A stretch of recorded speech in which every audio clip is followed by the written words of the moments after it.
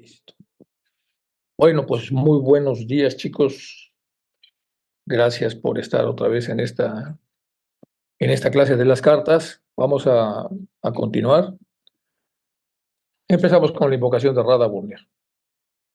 Hay una beatitud y un poder más allá de nosotros mismos que vienen en ayuda de aquellos que están preparados para recibirlo. Nos dirigimos respetuosamente hacia aquella beatitud, aquellas grandes fuentes de las cuales emanan incesantemente la fortaleza y la inspiración hacia todos los que estamos resueltos a abandonar el yo personal para varias cosas, para desarrollarnos, para aprender, para compartir fraternalmente lo que hemos aprendido, para practicar altruismo, es decir, poner en práctica lo que sabemos y servir sin reserva alguna. Rada. Nos dirigimos también con respeto a los grandes seres de luz, nuestros hermanos mayores y divinidades que ayudan a la humanidad, en especial a nuestros hermanos inmediatos, los amados Chohan, Maha Chohan y maestros de sabiduría. Pedimos su auxilio para comprender lo revelable de lo oculto. Permítanos trazar un puente hacia ustedes que nos bendiga y nos facilite la inspiración apropiada para entender sus enseñanzas. También nos dirigimos a nuestro interior, a nuestros yoes superiores.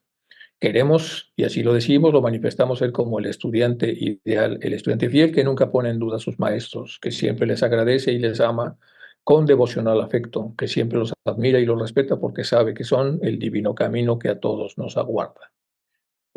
Bueno, pues empezamos entonces. Esta es la mitad de la carta y nos quedamos en esta. Dice, amigo mío, le dice el maestro a Sinet, usted es un editor extraordinariamente inteligente y un político astuto, dice el maestro, y también observador.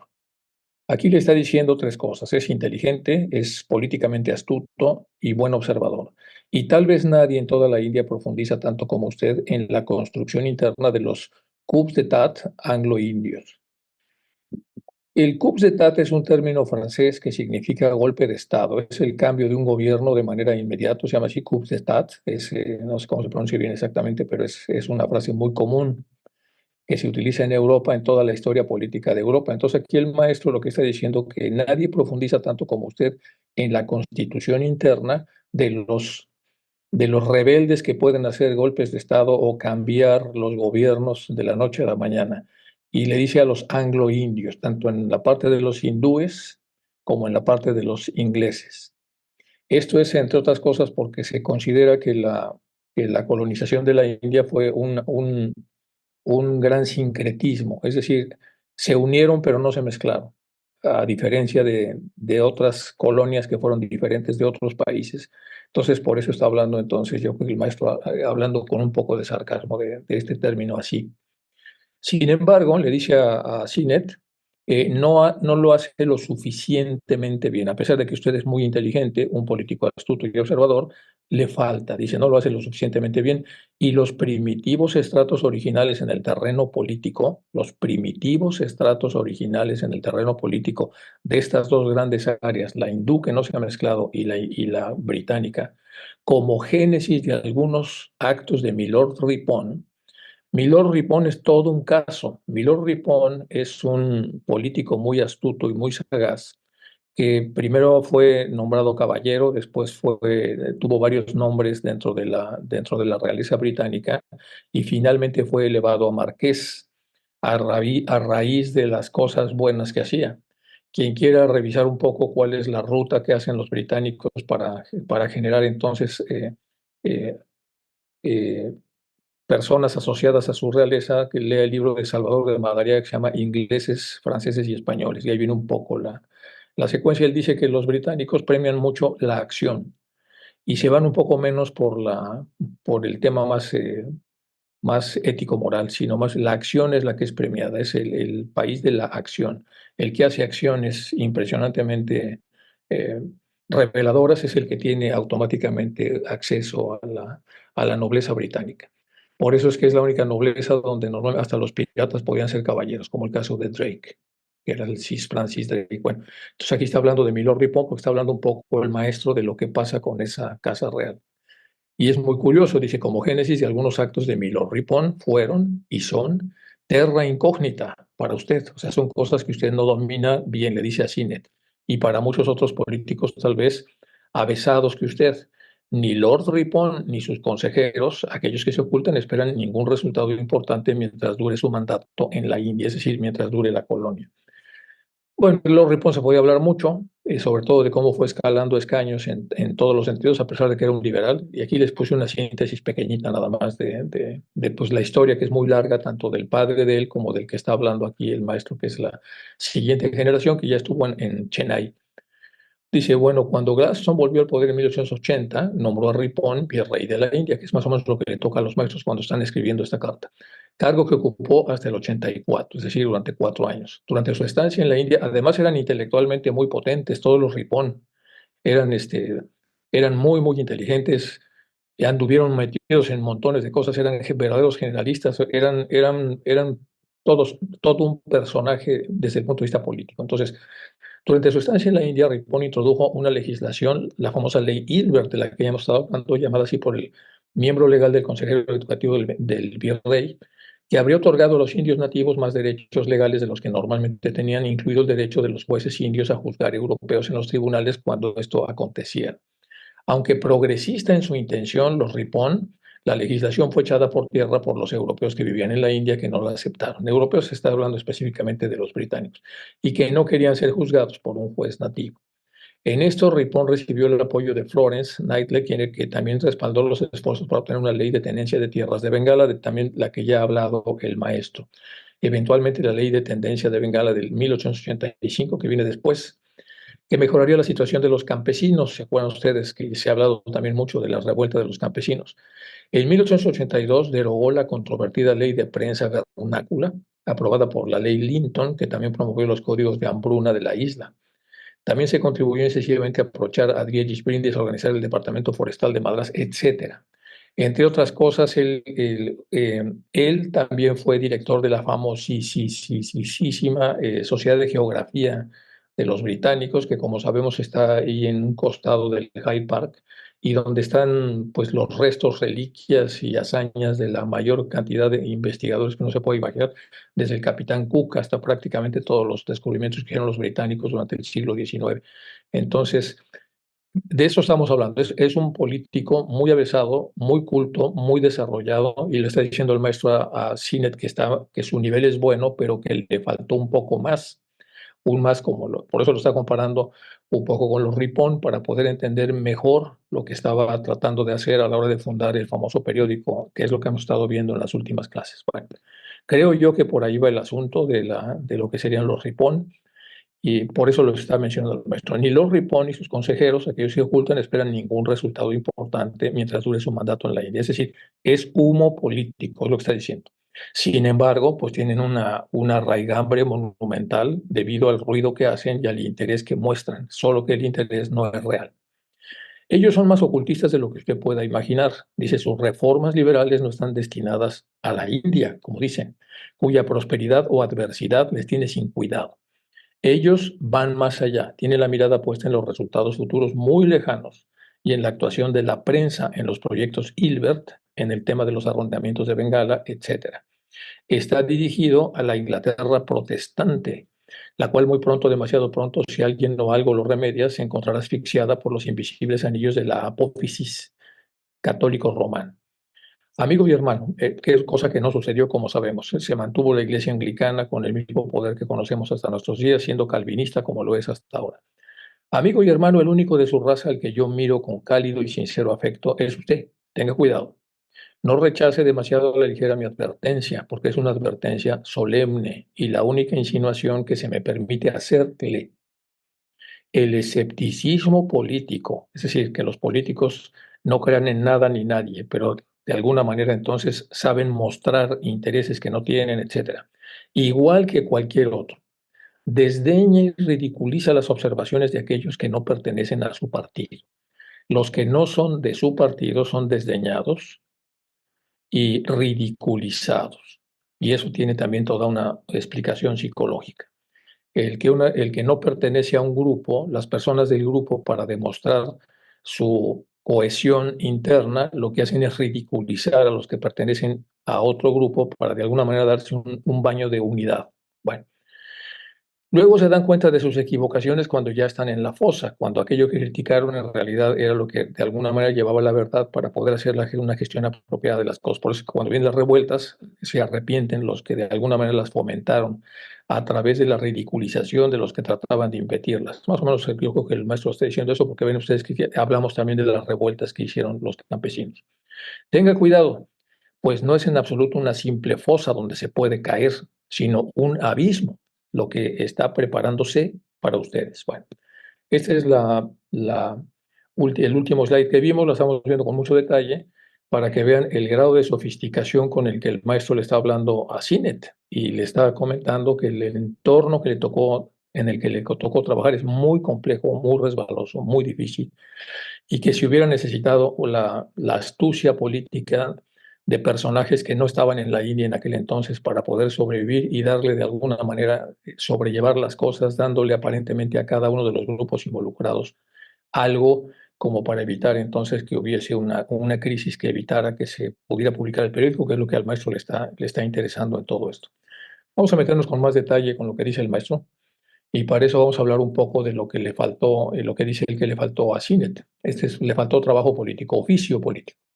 Y para eso pues, hay muchos modelos, pero vamos a analizar, por lo menos en este caso, el modelo de Beckham. Déjenme ir otra vez para atrás, aquí está. Sobre posiciones existenciales. Beckham, cuando habla de las posturas existenciales que tiene una persona en relación a algún trabajo o en razón a alguna cosa, pone tres estratos favorables a y tres estratos en contra de. Entonces dice que podemos encontrar personas que son facilitadoras, ayudan a que pasen las cosas, pero muy poco, o sea, dejan que pase, literalmente dejan que pase. El apoyador que ayuda a que pase y el agente de cambio que hace que pase. Es el que se afilia a un partido político para que pase la famosa ley Hilbert o lo que sea. El apoyador es una persona pues, que manifiesta públicamente que está de acuerdo y el facilitador, si encuentra algún problema, pues no hace nada para evitarlo, solo facilita, o sea, deja que pasen las cosas. Y por otro lado tenemos al dificultador, que ese sí va, de alguna manera va a hablar mal de lo que está pasando, va a generar un poco de calumnias para que la gente pueda disuadirse en relación de ir en ese sentido. Luego está el saboteador o antagonista, que es una persona entonces que va a hacer cosas para que las cosas no pasen. Y finalmente el enemigo, que dice sobre mi cadáver, eso no pasa y no pasa y no pasa. Entonces, el mal oficio político consiste en convertir a un dificultador en saboteador y luego en convertir a un saboteador en enemigo, porque entonces ya no va a pasar una enmienda o una ley o lo que sea. Entonces, los políticos que tienen mucho oficio tratan de quedar bien con todos, sobre todo con sus enemigos, y evitar que los enemigos progresen a un enemigo más acérrimo y puedan bajar a lo que es un saboteador o incluso un dificultador, o incluso a un neutro. Bueno, eso es lo que le está reclamando el maestro, porque entonces, de alguna manera, Sinet empezó a hacer tonterías, empezó a atacar a Blavatsky, empezó a atacar a Olcott y entonces empezó a generar dificultades. Y con más dificultadores que podrían ser los seguidores, los amigos, las amistades de Blavatsky, entonces empezó esto a tener ya una energía que no era apropiada para que pudiera progresar la idea de lo que esperaban los maestros que se hiciera con el periódico. Creo yo que por ahí va un poco, y esto puede ayudar un poco a entender lo que el maestro está diciendo. Bueno, el dificultador defiende sus intereses, se dedica a buscar asiduamente un defecto en el antagonista, eso es el dificultador, y para poder hacer entonces el cotilleo o el chisme o lo que sea. Lo encuentra, lo incrementa para que sea creíble o prepara una trampa. Lo publica con la finalidad de afectar a la opinión pública, lo consigue y la calumnia genera división y escarnio, y mientras hace eso va pasando de dificultador a saboteador y probablemente incluso hasta enemigo. El gran proyecto que ha sido calumniado ha caído en un hoyo, dice el maestro. Si el veneno es intenso, el hoyo se convertirá en un abismo del que no podrá recuperarse el calumniado. También lo dice el maestro.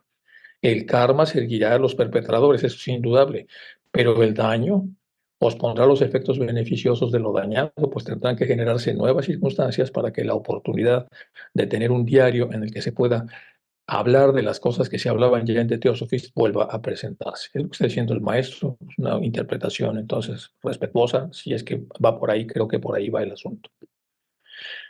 Bueno, pues en política se utilizan máscaras y se eligen según cada situación, lo cual es bastante complicado. Aquí está una persona pidiendo como qué conviene poner como máscara para ser creíble, pero en el fondo el que no se va a dejar manipular políticamente sabe que hay un objeto, hay una finalidad. Una vez que uno habla con un político con el colmillo muy retorcido, se da cuenta que al final de la charla él ha conseguido o distanciar a la persona de algo o acercar a la persona a algo y eso puede ser beneficioso o no beneficioso. Y aquí más el asunto, este es algo que les gustó la vez pasada que hice, que era relacionado con el altruismo 2.1, egoísmo 1 y egoísmo 2, y lo asocié a la gran invocación universal de Annie Besant, dice, o amor oculto, que todo lo abarcas en la unidad, aquí está el amor oculto, que cada ser que se sienta uno contigo sepa también que es uno con todos los demás, aquí están pues todos los demás, y entonces cuando vamos hacia abajo vemos que de la unidad vamos bajando a una dispersión mínima, que es el altruismo 2. Después, si seguimos bajando, llegamos al altruismo 1, que es una dispersión baja todavía, y luego bajamos a donde estamos todos, actualmente más o menos en la humanidad, que es el egoísmo 1. En los seres humanos tenemos cierta dispersión, pero que sepamos que si sentimos que estamos unidos con la divinidad, también estamos unidos con todos los que están en el mismo círculo. Ese es el nivel humano actual, más o menos. Aquí estamos los seres humanos dispersos, sabiéndonos unidos con la totalidad, pero no tenemos tan claro que estemos unidos con las gentes con las que convivimos. Y luego estamos en el egoísmo 2, donde ya hay una dispersión enorme. Aquí viene un poco la explicación, el altruismo 2, el altruismo 1, el egoísmo es el rojo, entonces hay muy poco egoísmo y hay mucho altruismo. En el altruismo 1 hay una proporción de egoísmo un poco mayor. En el egoísmo 1 pues hay una proporción mucho más del 50%, que en el egoísmo 2 es prácticamente puro egoísmo con muy pocas pinceladas altruistas. Entonces vamos a analizarlo a raíz de lo que el maestro dice. Aquel que no sacrifica su propia vida, dicen los maestros, para salvar la vida de sus semejantes, que al final de cuentas vienen del mismo rayo que él, es decir, del rayo único, y aquel que vacila en dar más que su vida, su buen nombre y su honor para salvar el buen nombre y el honor de los muchos, no es merecedor del purificador e inmortal del trascendental nirvana, dice el maestro Kach. Bueno, eso es el altruismo 2. Y ya el altruismo 1 sería esto, pero menos fuerte. El egoísmo 1 sería pues mucho menos fuerte, etcétera. Bueno. Y luego la herramienta que se utiliza para eso es la compasión. La compasión, la verdadera compasión, abre el corazón y abre la mente a los demás, librándonos de los solitarios límites autoimpuestos de pensar solo en nosotros mismos, lo cual produce una soledad existencial. Todos estamos juntos en el hecho de enfrentar problemas en la vida, todos. Y cuando nos sentimos conectados con los demás, superamos la soledad y la ansiedad. Bueno, esto viene de todos los existencialistas. Tomar en serio el dolor y el sufrimiento de los demás, porque también puede llegar a nosotros y tener el deseo de ayudar, nos brinda fortaleza interna y autoconfianza. Entrenarnos en desarrollar la compasión verdadera, verdaderamente se vuelve una fuente profunda de bienestar. Toda esta frase es del Dalai Lama. Bueno, continuamos. Entonces, al final de cuentas, ¿qué somos los seres humanos? Pues esto, aunque estemos vibrando acá, en realidad tenemos todos estos principios y tenemos toda esta potencialidad para desarrollarnos lo más que podamos. Este es un esquema que ya he puesto varias veces. Está el Ahamkara, está Prana, está el Sol, está Kama, el Linga Sarira, y luego están como 4 niveles de humanidad, desde el ser humano hiperpotenciado hasta el ser humano normopotenciado mayor y menor, y el más animalizado dentro del plano físico. Luego tenemos la parte inferior del mana superior, la parte superior del mana superior, y luego lo que son ya las partes imbricadas, lo que sería entonces el Atma Buddhi, que está imbricado, y lo que sería el Buddhi Manas, que también está imbricado aquí con esta pequeña llave. Y hacia abajo tenemos el Kama Manas cuando está implicado acá. Y entonces, así como la potencialidad es altísima en el Buddhi Manas, por la combinación de estos dos principios, la potencialidad para el mal es altísima cuando están vinculados el Kama y un trozo de mente. Y arriba, bueno, ya tenemos las porciones mayores de todo esto, entonces para recordar un poco cómo estamos. Luego, en relación a los asuntos, ¿a qué aspiramos cuando estamos en esos niveles muy elevados en los cuales podemos tratar de entender la forma como debemos comportarnos y tratar de extraer de las porciones más profundas de lo que somos la guía para poder caminar bien? Pues lo tenemos complicado porque en estos 7 niveles andamos del uno para abajo. En el nivel de la especulación, que decía Platón, no está ciencia, religión y filosofía, la certeza pues, es muy pobre, solamente la da, entre comillas, la ciencia, que tiene tan solo una clave, la clave de la materia, para hablar acerca de la naturaleza, y a partir de arriba, entonces hay que hacer mucho desarrollo interior. Bueno, pues la teosofía es una escuela seria, ya lo hemos visto, están los maestros y aquí están pues todos los que van siguiéndolos y esta parte es muy importante. Esta parte sí quiero explicarla porque desde hace algunas cartas, de alguna manera los maestros hacen insinuaciones de esto y hay que verlo un poco. Si empezamos a ver cómo se cruzan el espíritu y la materia, como si viéramos un paralelogramo, se producen puntos de unión. Esto es para cuando todo se mueve ya con orden. Y entonces cuando se mueve en desorden, no hay la partícula, una vez que desaparece y vuelve a formarse, puede caer en cualquier lado. Pero cuando la partícula ya tiene dirección, porque de alguna manera se formó una red, que es como una telaraña, que le indica dónde debe caer la partícula, dónde debe regresar al mundo fenomenal, entonces la partícula va cayendo. Entonces aquí tenemos el 6,7, produce una conjunción que está aquí y ahí cae la partícula. Luego desaparece, se convierte en onda y después de onda vuelve a aparecer otro punto, otra marca y en esa marca es la 5,6, que es esta, y entonces ahí reaparece, etcétera, etcétera, etcétera. Entonces, la aparición y la reaparición de cada uno de estos elementos es lo que le da orden a las cosas, y así está cómo camina el planeta Tierra, cómo camina la galaxia, cómo camina todo. Entonces, por eso se hace entonces esta secuencia. Entonces, entrar en la comprensión y en la dirección que nos dan los hermanos mayores que tenemos y en general las deidades y todos, nos ayuda a que se pongan las marcas, que serían las paramitas, los mandatos o lo que sea, los mandamientos, a través de los cuales empezamos a generar las marcas sobre las cuales tenemos que ir cayendo y a partir de estas marcas en las que debemos caer y que hacemos por libre albedrío, construimos entonces una ruta, que es una ruta que ya está trazada por la divinidad. Bueno, más o menos para ver. Al final de cuentas, lo que hacemos es trascender la dualidad, que es como un resorte, volvemos al punto inicial, pero volvemos o más arriba o más abajo. Las secuencias hacen el movimiento elíptico y tarde o temprano vuelven al eje de las Y, o sea, el eje vertical, o más arriba o más abajo, como el resorte, y así es como se va reduciendo. Entonces, la dispersión que tenemos a raíz de las decisiones que vamos tomando. Muchos de los consejos que dan los maestros a CINET pues tienen que ver con esto, pero CINET no pudo dejar de criticar, no pudo dejar de sentir envidia por los fundadores, no pudo, y no pudo hacerlo, y entonces a pesar de tener muy buenas intenciones en el aprecio que sentía por el maestro, en cuyo caso sí subió, pues en muchas de las sesiones obviamente bajó y eso no le dio entonces el apoyo necesario para hacer lo que tenía que hacer durante toda la cantidad de correspondencia que tuvo con los maestros. Bueno, ¿y qué pasa cuando llegamos a los puntos de máxima inspiración y nos dejamos llevar por estos puntos y hacemos lo que debemos hacer de acuerdo a lo que son las recomendaciones que vienen en las religiones más desarrolladas o en la espiritualidad en general? Pues hacemos obras de arte maravillosas, nos sentimos, como decía Tales, mi hogar no puede ser esta diminuta partícula de piedra y de tierra llamado planeta Tierra, mi verdadero hogar está mucho más allá de la bóveda celeste. Y luego tenemos pues la grandeza de las obras que se hacen. Esto es un poco de Schiller, la poesía que tomó Beethoven para hacer la novena sinfonía. Ese es como que el tope que tiene un ser humano para generar entonces, después de ser de alguna manera inspirado por la deidad, hacer obras de arte con una estética impresionante.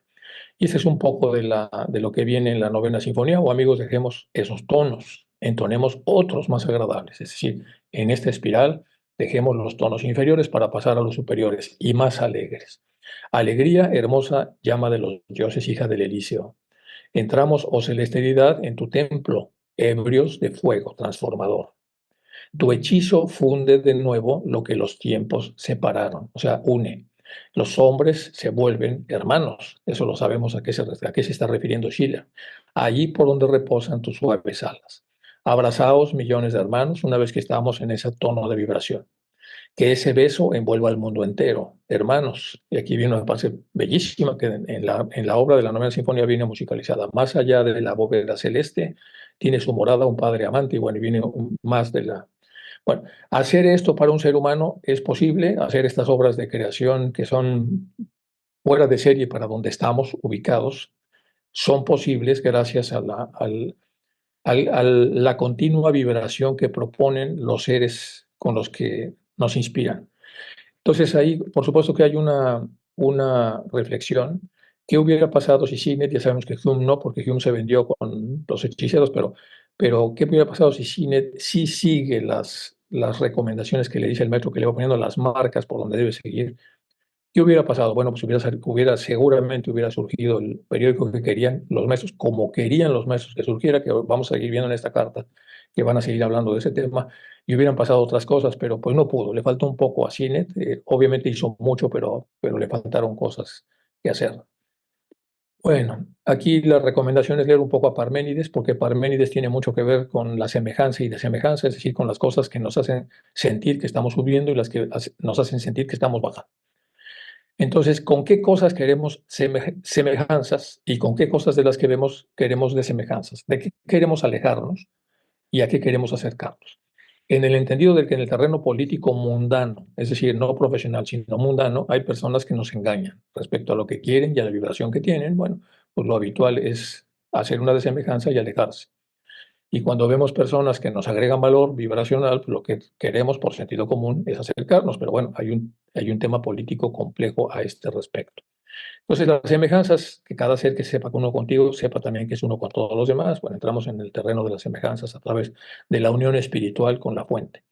Y las desemejanzas, que cada ser que se vea separado a través de la herejía de la separatividad por sus diferencias aparentes, suponga que no tiene nada en común con los demás y por supuesto que lo descarte. Entonces, ese es al final de cuentas el meollo de las decisiones que uno va tomando. Cuando uno va entonces sobre su egoísmo, el reconocimiento que reclama Sinet y lo que sea, se equivoca.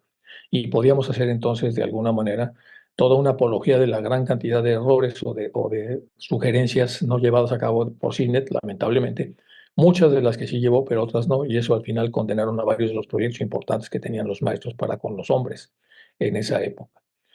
Aquí hay una síntesis de lo que de lo que es Parménides, se lo dejo ahí para que ustedes le saquen una foto, lo vean cuando esto se publique, para que puedan participar un poco en lo que dice eh, el famoso diálogo de Parménides respecto a las semejanzas y desemejanzas. Les puse dos, que es la primera que está allá y la segunda que es esta, entonces van a ver que tiene una riqueza impresionante, cómo ponemos a jugar nuestra mente racional para movernos en el entorno y entender cuál es el mundo de las similitudes y con qué queremos ser similares y cuál es el terreno en el otro sentido. Bueno, y esto nos lleva a algo que ya habíamos visto, que es al final de cuentas, o vamos para abajo y aumentamos la dispersión y la división, o vamos para arriba y la reducimos.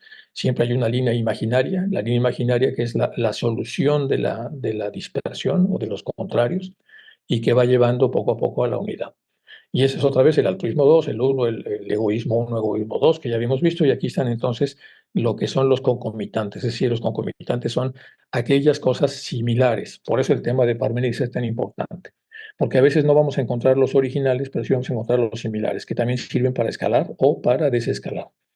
Y entonces en los que sirven para desescalar, que es el ego inferior, están pues, las conductas de ser soberbio, engreído, vanidoso, altanero, altivo, arrogante, en el fondo, no en lo superficial. Ya vimos lo que es la política. Y luego lo que no sube, ser modesto, respetuoso, reservado, profundo, sencillo, reservado. En la mitad, apocado, afable, más hacia abajo, inseguro, tímido, introvertido, retraído. Y bueno, y estos son entonces los concomitantes, que o nos suben o nos bajan y que hay que conocer. Por eso el autoconocimiento es tan importante.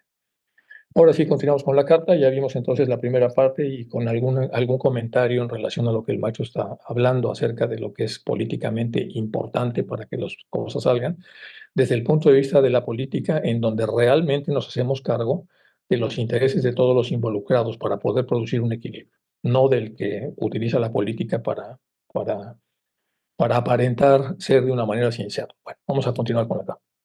Pero veamos con qué razones el inglés honesto puede oponerse al proyecto de las rentas. Ven ustedes por qué les hice todo ese circunloquio.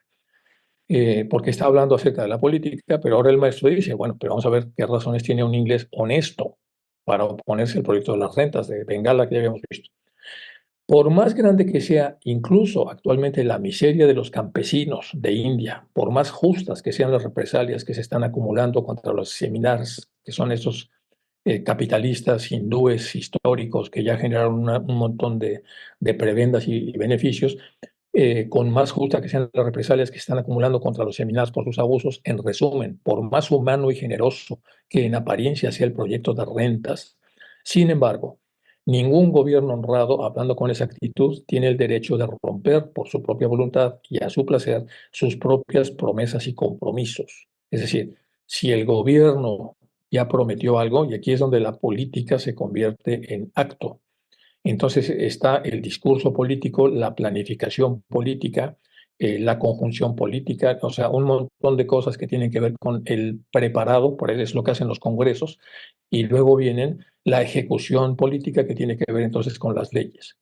Y aquí el maestro dice, bueno, si ya se discutió, si ya se llegó a algo, ningún gobierno que se precie de honesto tiene el derecho de romper por su propia voluntad y a su placer las promesas que hizo cuando estaba apenas cocinándose lo que iba a ser una ley y lo que iban a ser sus compromisos.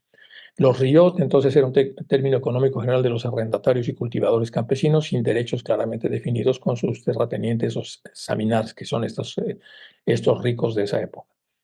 Bueno, aquí el maestro entonces está cerrando todo el tema que habíamos hablado de la parte política y viendo entonces que Sinet, pues por lo menos no se contaminó, pero le faltó oficio político, pero no se contaminó y ya una vez habiendo influido para generar una ley apropiada, pues viene, no nada más es dejar la ley, ahora hay que hacer que se cumpla y hay que apoyar el que esta no pueda desmontarse o que aquellos que tienen que hacer que se cumpla que realmente vigilen el apoyarse en la ley y no en los obstructores o los que perdieron en las discusiones para que la ley fuera aprobada. Bueno, aquí viene entonces todo un circunloquio político del cual, bueno, quise meterme con más detalle porque me pareció importante que lo viéramos todos. El hecho de que se haya descubierto que los raíces, o sea, los campesinos, no han cumplido su parte por diferentes razones del compromiso, no da ningún derecho a la otra parte para repudiar su firme y hacer pedazos el acuerdo del convenio perpetuo, porque ahí puede haber muchos trucos a través de los cuales se puede frenar el cumplimiento que tengan los campesinos para hacer las cosas que deben hacer. Son muy engañables, están en una situación de gran desventaja intelectual en relación a los otros actores y entonces a la hora de caer en la trampa y hacer tonterías, pues automáticamente se usa esto como un ejemplo o como un pretexto para quitarles las prebendas que la propia ley les había otorgado. Los pecados de unos pocos no pueden recaer sobre los muchos, es decir, unos cuantos campesinos que hayan metido la pata no puede afectar a todo el gremio en un momento determinado. Todo un tema este tema, ¿eh? Me metí con mucho detalle porque hay que verlo. Al final de cuentas, los maestros, como ya habían dicho, no pueden influir, sí influyen animando, lo que fuera, pero no pueden influir sobre las mentes de los que están ahí metiendo, pero lo que pueden hacer es dar consejos para que lo que iba a ser un gran proyecto camine lo suficientemente bien y estaban integrando a todas las partes, como se hace en la política honesta, incluidos los seminarios. Bueno, hay grandes imperfecciones en el actual proyecto de rentas que está haciendo el tema de Bengala que ya hemos visto, como si ya había en el antiguo sistema. Y no hay ninguna cláusula en el antiguo documento que estimule que el convenio será anulado a voluntad de los británicos, como ya se hizo. Y entonces, al no hacerlo, están fuera de la ley. No entraré a analizar los defectos del significado de la ley, que sin estar abolida no está en vigencia, ni en el uno ni en el otro. Es decir, es una ley que no está abolida, pero no se respeta, no se aplica lo que está haciendo el maestro, que es lo que trataba yo de decir hace un momento. Sino que me limitaré a decirle que existen esas imperfecciones y que a menos que sean modificadas, tiene usted perfecto derecho a oponerse a ellas, porque estaría defendiendo la ley.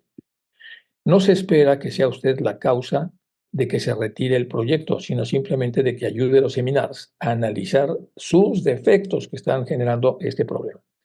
Y eso sí que lo puede hacer CINET.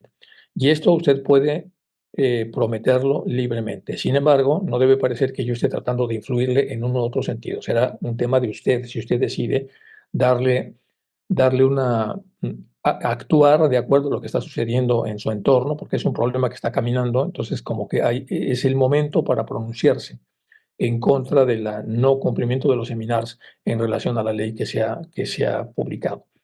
Algunas de las pretensiones de los raíces son infamantes y no se puede pretender que ningún hombre honrado las apoye, mientras que otras no dejan de tener una sólida base legal a su favor. El gobierno en el poder, por ejemplo, jamás fue hasta ahora y en ningún caso el propietario de la tierra de Criaje, ni siquiera bajo las leyes y el dominio de los musulmanes. Bueno, y aquí para recordar, la ley de alquileres de Bengala o ley de arrendamientos finalmente aprobada en 1885, años después, definió los derechos de los seminars y sus rayots en respuesta a una revuelta campesina generalizada contra el aumento de los alquileres y los ingresos de la tierra, que fue así como provocaron los seminars para que esto se viniera poco abajo. Cuenta usted pues con el espíritu de Quijaj y Os-Sir, y aquí vengo una pequeña explicación que les hice a este respecto.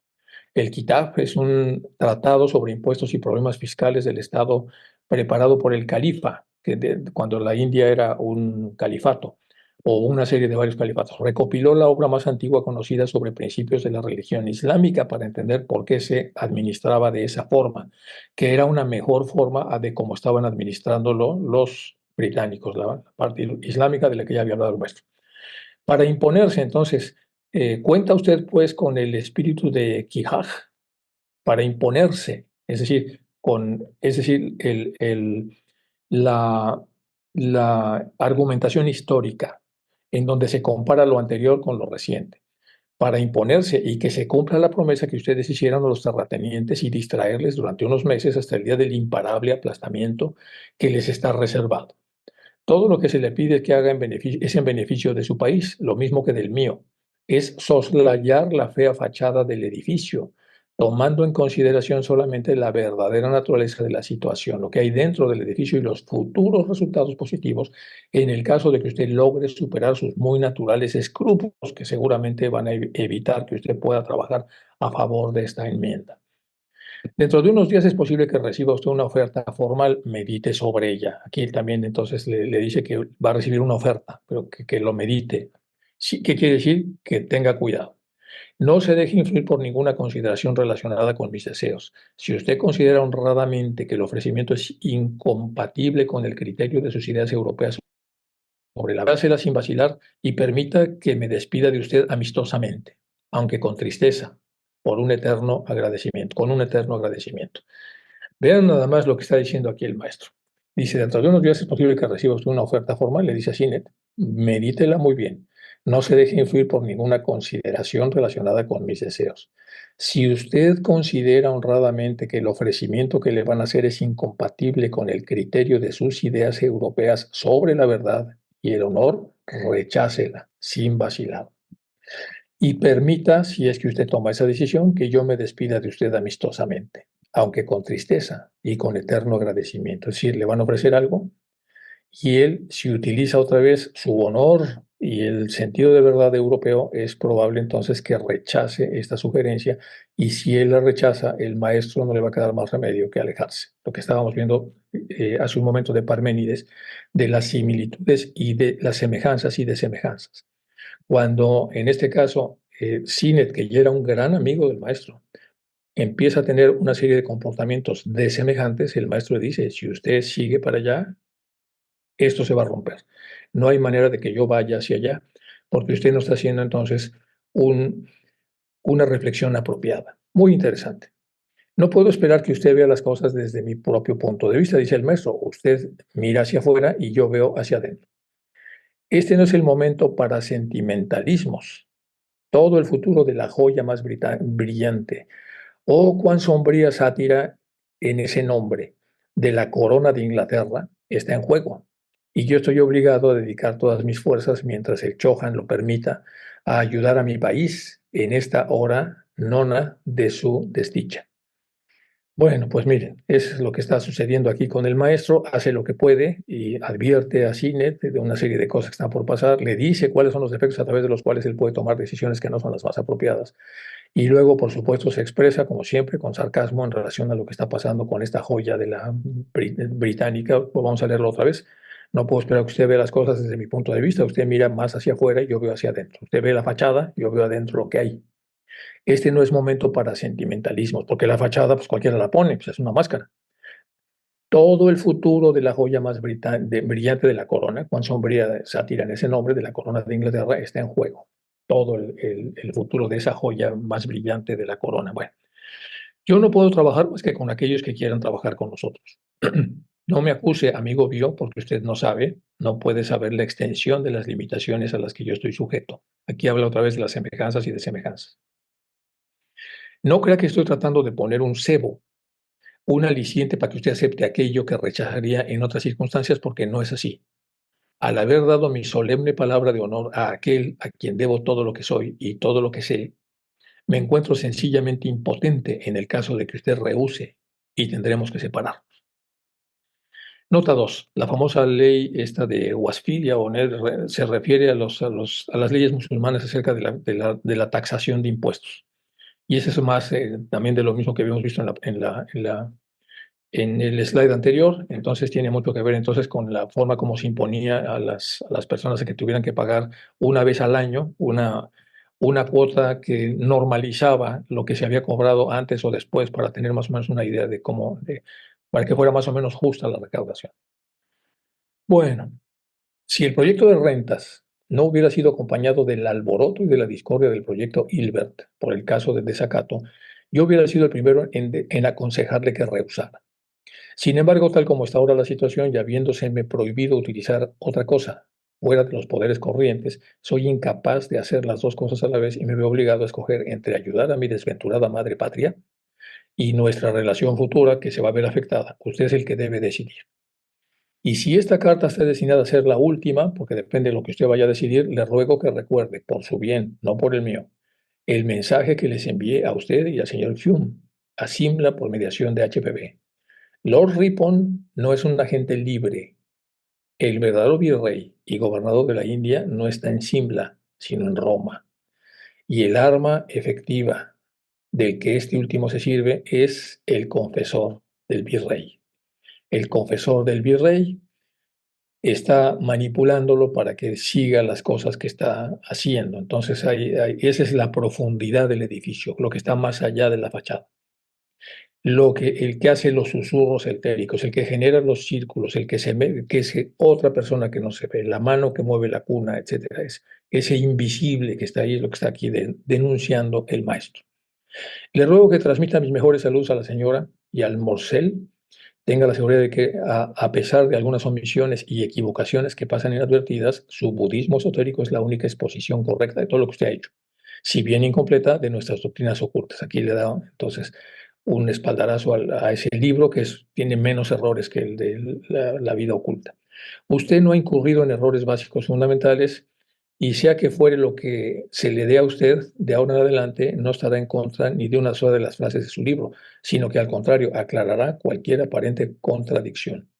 ¿Hasta qué punto era equivocada la teoría del señor Hume? Se pone de manifiesto por el Chela en el Theosophist. Con todo, puede usted estar seguro de que ni el maestro M, ni yo nos hemos contradicho mutuamente en nuestras respectivas exposiciones. Él habla de la ronda interna y yo de la externa. Hay muchas cosas que usted no ha estudiado todavía, pero puede aprender algún día, ni tampoco podrá comprender jamás el proceso de las oscuraciones, hasta que haya dominado el progreso matemático de las rondas internas y externas. Progreso matemático de las rondas internas y externas, que ya lo analizaremos en otro momento. Y haya aprendido más acerca de la diferencia específica entre las 7. Y así, según la conclusión filosófica del señor Massey, ¿no tenemos un Dios? Pregunta bueno. Él tiene razón, puesto que aplica el nombre a una anomalía extracósmica y nosotros, no conociendo nada de esta última, descubrimos que cada hombre es su Dios. Hay un Dios interno, etc. Dentro de sí mismo, el rayo de lo absoluto, el rayo monádico dentro de sí mismo, de su propio personal y al mismo tiempo impersonal. Es el Avalokitesvara, el rayo de arriba que ve hacia abajo y ahora adiós. Y si está decretado que dejemos de escribirnos, recuérdeme con el mismo sentimiento afectuoso con el que usted será siempre recordado por mí. Calle. ¡Pum! ¡Qué carta, ¿verdad? ¡Qué carta! Con esto nos pasamos entonces a la carta 83 para poder continuar entonces con lo que el maestro está trabajando en esta carta, pues casi de despedida en relación al lío monumental que se armó con el famoso Phoenix. Carta 83. Recibida en Londres el 8 de octubre del 83 del siglo XIX, una ausencia temporal por asuntos imperativos me impidió durante unos pocos días estar al corriente de sus asuntos, y no ha sido hasta hoy que he podido disponer de tiempo para dedicarle un pensamiento. Después de haber leído su carta, la situación se me presentó con tal perspectiva que decidí dejarle a usted inmediatamente en libertad y en ese sentido le envié un telegrama. Hice esto con el objeto de hacer desaparecer de su mente cualquier sensación de coacción moral o de cualquier clase y dejarle a usted que aceptara o rechazara libremente las propuestas ulteriores que pueden llegarle desde cualquier parte de la India. Si cualquier consideración pudiera haber impulsado un curso distinto, hubiera quedado totalmente anulada por el tono de su carta del 16 de agosto, que se supone que él escribió en respuesta a la otra carta que habíamos leído ya. Según usted, cree la defensa de las medidas tomadas sobre el proyecto de Bengala, tal como se presenta el asunto, arruinaría cualquier perspectiva de éxito comercial del periódico propuesto. Tal como está ahora ideado, The Phoenix no puede ser un éxito comercial. Y aquí le explica el maestro por qué ya tienen que retirarse del proyecto del Phoenix, debido a toda esta revuelta y todos estos líos que ha habido. Y un periódico que es un fracaso comercial puede tener muy poco peso político. Aquí volvió a hablar otra vez del tema político. Por eso estaba yo haciendo el análisis político que hice hace un momento. El maestro dice, tal como se han movido todas las cosas, lamentablemente, con el tema de las rentas, de los seminarios, de los campesinos, de los británicos, con la etcétera, etcétera, del virrey, bueno, tal como está ideado, el Phoenix ya no puede tener un éxito comercial, no va a ser un periódico exitoso. Y un periódico que es un fracaso comercial, porque no se vende, puede tener muy poco peso político. Insistir tal como puede ver significaría comprometer a un grupo de personas en un inútil dispendio monetario porque generaría la impresión entonces de que no se está haciendo las cosas de una manera apropiada. Porque el proyecto así mutilado queda en realidad absurdamente despojado de sus grandes posibilidades financieras necesarias para tener la reputación y tener entonces la influencia necesaria sobre las gentes, es lo que yo interpreto que está diciendo aquí el maestro. Sin embargo, a pesar de todo eso, usted está dispuesto a seguir adelante, si yo lo deseo, descargando la responsabilidad moral sobre mí y a tragársela, en cierto modo, repulsiva, la famosa repulsiva, la repulsiva promesa de este proyecto descafeinado. Amigo mío, usted no hará nada de eso. La responsabilidad, a pesar de todo lo que yo pudiera hacer y estoy dispuesto a hacer, recaerá sobre usted, puesto que en mi última carta le dejé claramente la opción a elegir. A partir de ahora, si usted tiene algo más que ver con ese desgraciado asunto del periódico del Phoenix, debe ser totalmente bajo su propio criterio y responsabilidad. Yo ya estoy fuera, dice el maestro. Usted ha interpretado mal la ley del karma y mi carta. Si ha podido imaginar que yo me atrevería a provocar la tremenda reacción de la misma, si usted ha pensado que yo voy a tomar una represalia, casi está diciendo, obligándole a usted o a quien sea a tomar una línea de acción con esos sentimientos en su corazón. Lo pongo en rojo porque ven ustedes que en una parte de la carta anterior él dijo que no lo tomara como que estuviera él tratando de influirle, solo le está diciendo lo que va a pasar. Eso se llama esclarecimiento, no se llama manipulación. Se dice lo que va a pasar si las cosas caminan en cierta dirección. Conociéndole a usted, más aún los sentimientos de cualquier persona honorable que tuviera que enfrentarse a esta situación, era fácil prever su repulsión a la carta anterior ante el trabajo propuesto. Por lo tanto, tuve gran cuidado en mi carta de inculcarle la idea de que usted quedaba absoluta y totalmente libre para elegir, cosa que es cierto, porque ya lo leímos. Solo me culpo de una cosa, de haberle dado a entender la probable consecuencia de su negativa. Eso sí, le dijo qué pasaría si usted decía que no, sí. Y de eso se culpa el maestro, hace mea culpa. Consecuencia implícita en la promesa del Chohan de abstenerme en adelante de colaborar con los europeos hasta un futuro más favorable. Ya tuvo su castigo el maestro. Esa es la causa que le decidió a usted, más que nada de lo que se dijo, a tragarse la repulsiva promesa. Esto se inscribe en mi karma. Pero, prescindiendo de eso, con frecuencia, a mi última carta observará usted que se insiste enérgicamente en la necesidad de una acción independiente e imparcial por su parte. Yo esperaba, aún en contra de la desalentadora condición moral de mis compatriotas y esforzándome casi hasta creer lo posible, fundar un periódico tan evidentemente necesario en esta gran crisis sobre una base totalmente satisfactoria para usted y para todos aquellos que pudieran estar interesados en la transmisión del conocimiento oculto. Había olvidado que las apariencias externas lo son todo en su mundo, en el mundo europeo y sobre todo el británico, y que simplemente le estaba exponiendo a ser mirado con desprecio, cosa que es veneno para los europeos, sobre todo los británicos. Pero tranquilícese, si el dinero se hubiera recogido tal como en un principio se intentó, y si no se hubiera ejercido sobre usted ninguna presión para trabajar en un sentido determinado, y si se hubiera dejado enteramente libre de seguir su propia línea política a usted, a pesar de eso, en la hora de amargura y de descreación, de mala voluntad y de desprecio mutuo, el simple hecho de que usted estuviera defendiendo la causa de los despreciados, de los desprotegidos, de los hindúes y de la ahora más que nunca odiada y oprimida gente de color, hubiese despojado al Phoenix de la más mínima sombra de cualquier gran posibilidad financiera. Hace apenas un mes yo tenía tanta confianza al ver los fuertes y profundos sentimientos agitándose en el alma nacional que dejé que usted sintiera crecer igualmente su confianza, más incluso que yo mismo. Se estaba animando cada vez más Sinet. Otros cuya intuición y previsión no habían sido cegadas por sus superiores pensaban de forma diferente. Y algunos hubieran querido disuadirme, más por ser el objetivo tan digno que por existir realmente posibilidades que me permitieran atender al proyecto y utilizar los medios naturales externos para ayudar a su realización, lo cual sí les está permitido a ellos trabajar con medios externos, es decir, hablar, comentar, esclarecer, etcétera. Son los medios externos, no influir de una manera inapropiada. Eso ya el maestro lo ha explicado mucho. Ellos no pueden acercarse a las cabezas de los sujetos para hacerles implantes de ideas y que terminen haciendo como robots lo que ellos quieren. Ellos lo tienen prohibido, esos de los hechiceros. Pero lo que sí pueden es entrar en debate, en discusión, explicar, anticipar, etcétera, que es lo que hasta ese momento ha hecho el maestro. También está diciendo que muchos pensaban que eso no iba a tener fundamento, pero él luchó todo el tiempo para que esto pudiera realizarse sin que tuviera éxito.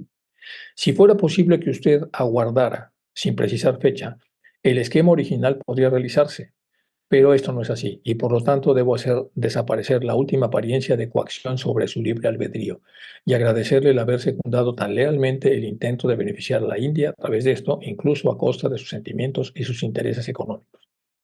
No quisiera de ninguna manera, independientemente de la regla de nuestra orden, por lo que respecta al karma, colocarle a usted en una posición en la que no pudiera compensarle de alguna manera por la pérdida de prestigio social o desengaños financieros que ha tenido en relación a todo este lío. Hacer eso está más allá de mi capacidad. Y yo no podría mirarle a usted si continuamente tuviera la sensación de que se le consideraba no mejor que un bribón y no tuviera ningún peso político en la sociedad en general a causa de su reputación. Bueno, si su suerte estuviera unida a la nuestra, esas consideraciones no pesarían en ningún momento.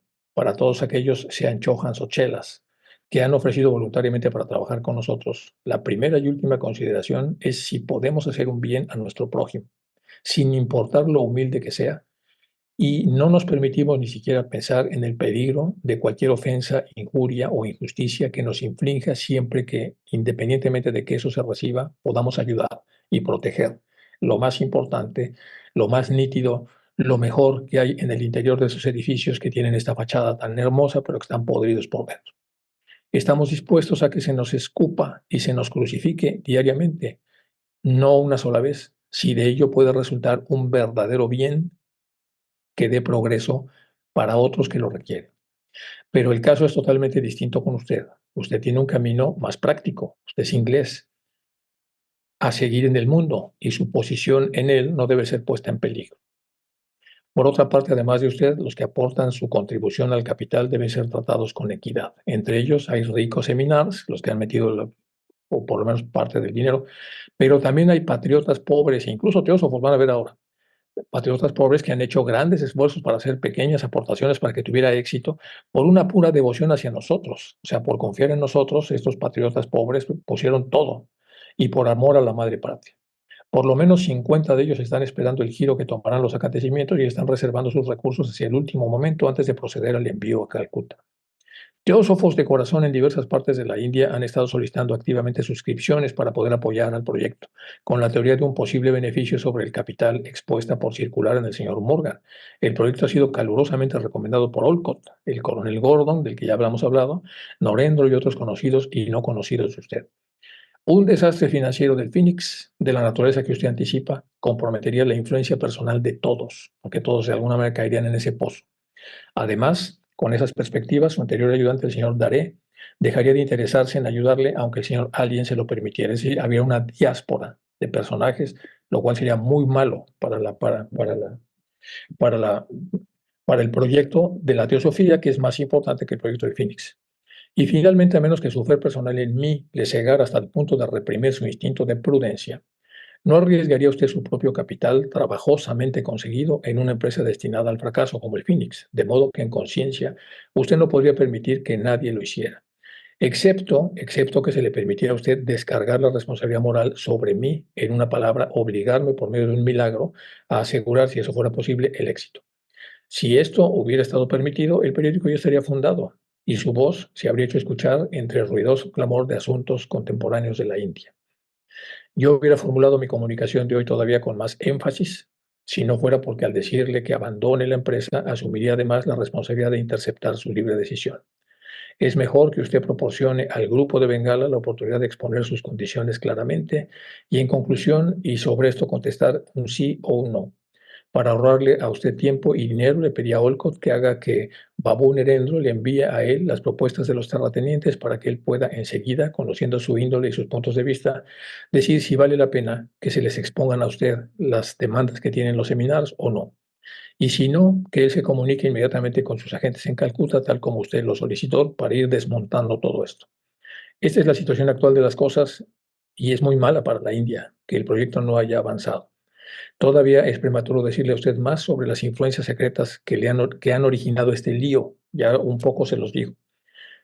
Pero más adelante podrá saber algo de esto. Tampoco puedo predecir el futuro si no es para llamar su atención más que nunca sobre los negros nubarrones que se ciernen sobre el cielo político. Esto ha quedado entonces políticamente muy desarmado.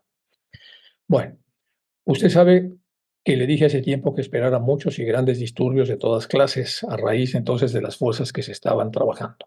Y de hecho, pues ya ha sucedido esto. Y entonces, bueno, voy a dejarle hasta acá, chicos, que ya tenemos una hora. Déjenme ver aquí si acaba la carta. Bueno, voy a continuar para acabar la carta, porque ya falta muy poco. Usted sabe que entonces que le dije hace tiempo que esperara muchos y grandes disturbios, ya pasaron. Usted mismo ya lo ve en los últimos fenómenos sismológicos, algunas de las pruebas, y pronto verá muchas más. Los sismológicos, está hablando otra vez alegóricamente, pues. Y así tenemos que lamentar que nuestro proyecto humanitario quede arruinado. Al menos debería servir de lentivo para mitigar la gravedad de su desilusión y pensar que en una época mala como esta hay que luchar contra las influencias visibles e invisibles de la naturaleza más hostil, repito. Y el gran aprendizaje es que en una época tan mala como esta, hay que luchar contra las influencias visibles, pero también contra las invisibles de la naturaleza más hostil, que trata entonces de bloquear cualquier tipo de ley o cualquier tipo de ayuda a la pobreza extrema que ya se cernía sobre la India y, por supuesto, a la capacidad de alimentar las almas a través de este periódico. Y ahora una palabra más grata antes de terminar. Su decisión de seguir mi iniciativa en lo que atañe al Phoenix, aún con la certeza del deterioro en sus relaciones sociales y de una pérdida económica, ya ha tenido su recompensa kármica. Su decisión de seguir mi iniciativa en lo que atañe al Phoenix, con la certeza de la ruptura de relaciones sociales por parte de CINET y de una pérdida económica, ya ha tenido su recompensa kármica. En todo caso, eso es lo que deduzco a juzgar por los resultados. Si bien no existió la intención de ponerle a usted a prueba, cosa que usted odia tanto, que le pongan las pruebas, sin embargo prácticamente fue probado y no se acobardó. Usted fue probado porque tuvo que poner en riesgo su prestigio, su buen nombre, fue probado y no se acobardó. El mandato condicionado, la continuidad que nuestras relaciones ha sido prácticamente revocado. La prohibición con relación a otros europeos es tan estricta como siempre, pero en su caso ha sido suprimida. Y ese consentimiento, yo sé que tiene una relación directa con su consentimiento, el gran sacrificio de sus sentimientos personales en la actual situación, ha quedado claro que este peeling tiene realmente cualidades redentoras. Peeling, ya saben, ¿no? Que es que como quitarle la piel a un animal. Pero manténgase alerta, amigo mío, porque esta no es la última de sus pruebas. No soy yo quien las crea, sino usted mismo, en su lucha por la luz y la verdad contra las influencias tenebrosas del mundo. Ya vendrán otras pruebas de esas que usted aborrece. Sea más prudente en lo que diga sobre las materias prohibidas. Aquí le están dando un consejo porque al final era un poco boquiflojo. El misterio de la octava esfera, y aquí viene todo un tema. Ya para cerrar la carta dice, el misterio de la octava esfera es un tema muy confidencial y usted está muy lejos de comprenderlo, ni siquiera en general. Se le puso reiteradamente en guardia y no debería haberlo mencionado, y ya lo mencionó. Sin quererlo ha cubierto usted de ridículo una cuestión solemne. No tengo nada que ver con las respuestas del señor Myers, pero tal vez puede usted reconocer en ellas la brusca influencia del maestro Moria. En la carta 20 viene mucho de la octava esfera y voy a arrancar la próxima sesión con la octava esfera para poder entonces qué fue lo que aquí dijo mal Cine y qué es lo que el maestro ya había dicho bien a través de otra de las cartas. Aquí, todo esto es octava esfera, lo vamos a ver en la próxima sesión. Incluso el maestro recomienda leer el Teosofis de octubre y aquí viene el Teosofis de octubre, por lo menos una parte de él, en una de las aportaciones que hace el Ipas Levi sobre el tema. Entonces no lo he terminado de corregir bien, pero bueno, lo vamos a ver antes de entrar en la 84. Nos quedamos aquí en toda la parte que hace referencia al maestro a la octava esfera. Y bueno, y dejo de compartir para poder pasar entonces a las preguntas. Hola, Bueno, Félix. buenas tardes y quería hacer un comentario eh, sobre lo que se habló la semana pasada, las influencias sociológicas que tienen pues las cosechas, porque claro, cuando los ingleses estaban tenían a la India como colonia, se produjeron pues grandes cosechas pues de cereales y de cosas que los ingleses las cultivaban para llevárselas a su terreno. Y, pero eso produce, o sea, cuando hay unas cosechas abundantes, la población crece porque ve que esas posibilidades le permiten económicamente agrandar la población y beneficiarse pues de esa forma creciendo la población.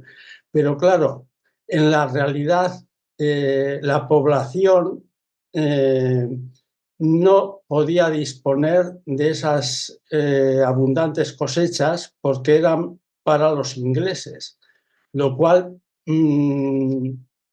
indirectamente perjudicó mucho a los hindúes, a los nativos hindúes. Quería hacer esa aclaración que puede ser válida en algún sentido. No, bastante, Félix. Por eso ves que más adelante la carta dice él que en el modelo islámico de administración, cuando se le había cobrado más de la cuenta a los campesinos, había una ley que al final del año se veía si trataba de regular, había un buffer. Un buffer en inglés es como un amortiguador. Sí. Entonces, al revés, cuando había una cosecha muy abundante y no se les había pagado lo suficiente, se pagaba.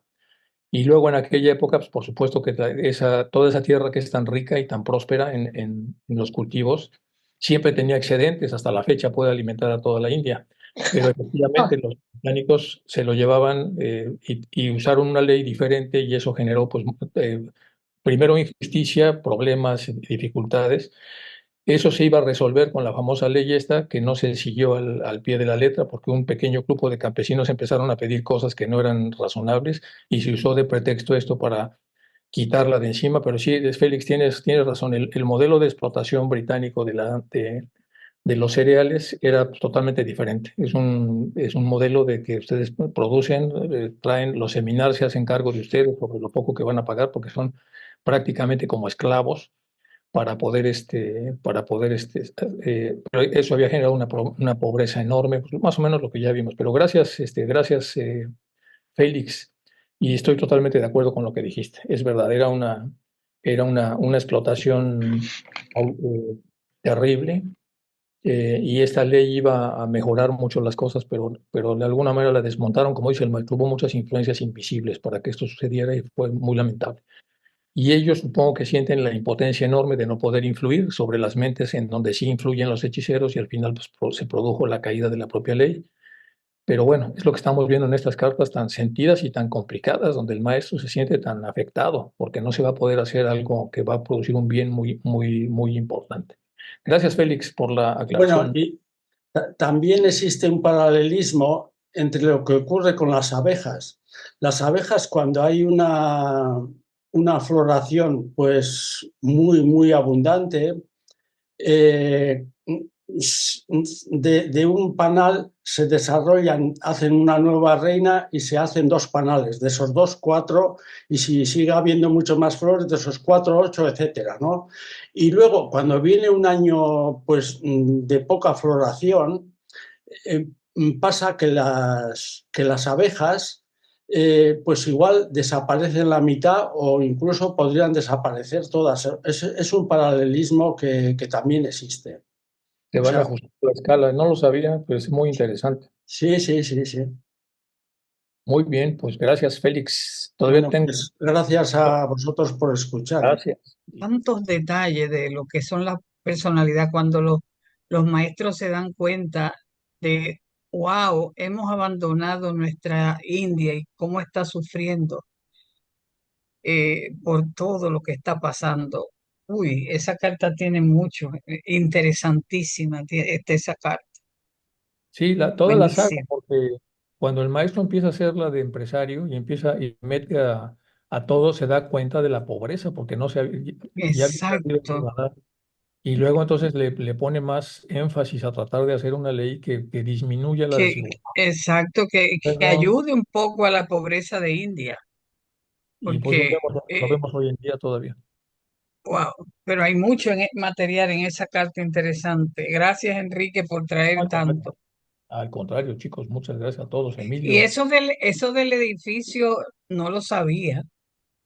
hay un edificio del Virrey en Chennai y por eso usa tanto el maestro la alegoría de que hay que ver adentro del edificio, porque pues, es Sí, un edificio que por fuera está muy bonito, pero por dentro está podrido, porque es la esencia de lo que se pretende con ese disfraz, que ya ¿no? también les contaré una Y cosa, eso pero pasa con el ser humano y eso pasa con los ingleses cuando se apoderaron de India.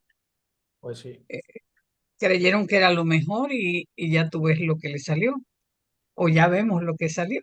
Bueno, pero Muy gracias bien, por toda esa información tan y tan inmensa. muy Bueno, bien, chicos. Pues muchas gracias a todos, como siempre, me permiten a mí estudiar mucho esto y ponerlo en contexto histórico. Y creo que pues, todos vamos aprendiendo a raíz de la clase que vamos dando, los líos y vicisitudes que pasaron en la India con todas las fuerzas oscuras que evitan que las cosas caminen de una manera apropiada, pero bueno, al final de cuentas todos vamos aprendiendo bien y estamos muy adelantados. Entonces, muchas gracias a todos, chicos, nos vemos la próxima semana. Gracias por estar acá y por mantener viva la clase